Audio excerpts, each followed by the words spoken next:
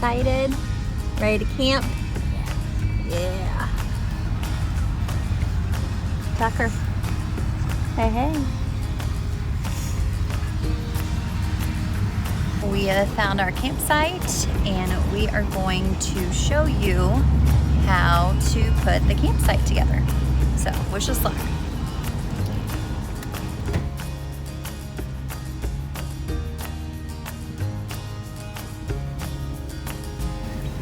Let's try this.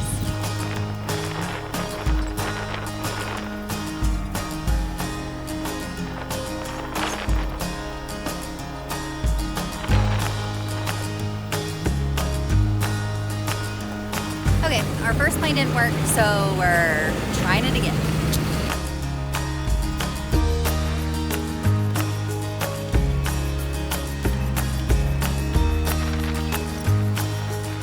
The first thing I would normally do is to get the wheels chalked, get the trailer off, get everything leveled.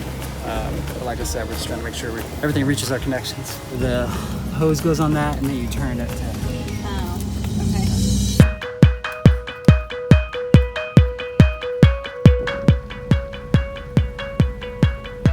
Do you think it's gonna work? Have to make it work. Name of the game. We have to use a jack today. Jack it up. Jack it up. Okay, quick update. We had to go buy a longer power cord and a longer hose because of the site and the distance from our camper to the power and the water. So after spending $75 on that, we are good to go. The air's on, power's on, water's running, camper's level. Yay. So now it's time for the fun stuff.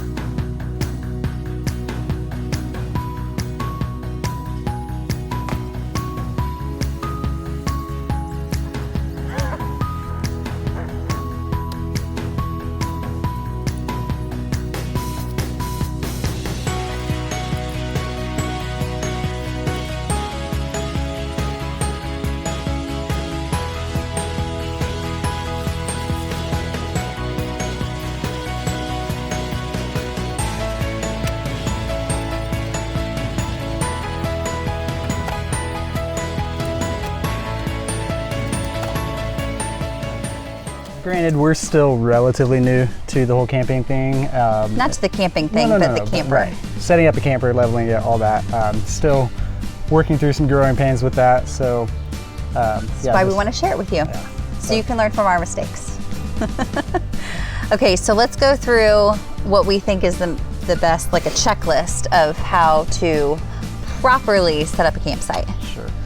So the first thing we look for when we're pulling up to a campsite, we want it to be as level as possible, or at least find a spot, a situation where we can get it as level as possible. And these last couple trips we've had to get creative. You know, most campgrounds, they'll have that nice little gravel or concrete pad for you, but even the ones that have had the gravel, we've had to kind of maneuver around, and sometimes we're completely across the gravel. So yes, leveling definitely is our number one priority as soon as we are there. Once you find a level spot, the best thing to do is to make sure that you're close enough to power, if you have it, to water, if you have it on site, and to the sewer. And if you don't, then you got to move the camper.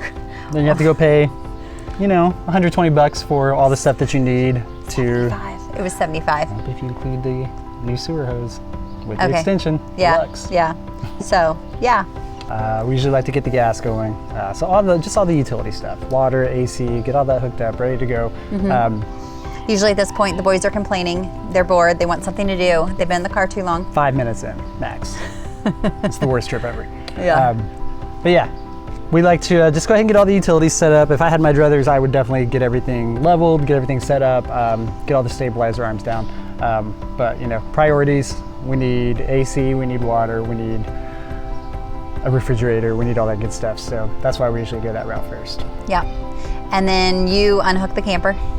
So I just go through the process of unhooking the camper, getting it off the hitch, getting everything leveled at least front to back, and then at that point I will go through and get all the stabilizer jacks down and try to get everything leveled from left to right as well. I set out the items outside, so the table, put the propane stove out, set out the trash, feed the dog, give the dog some water, and then it's time to open a beer. Yes. Because the hardest part is over. Congratulations. And then after that, we set up the awning. What we have learned is that if you are expecting rain, it's a good idea to have the awning a little unlevel so that water can drain off of it. If it is level, water can pool in the awning and can cause some damage to it. Once we set up the awning, we have the lights on, we have everything set up outside, then it's time to camp and enjoy your stay. So that is how we recommend setting up a campsite. But it's always good to have a checklist. It will make the fighting be minimal and you can get it done a lot faster. So cheers. Cheers.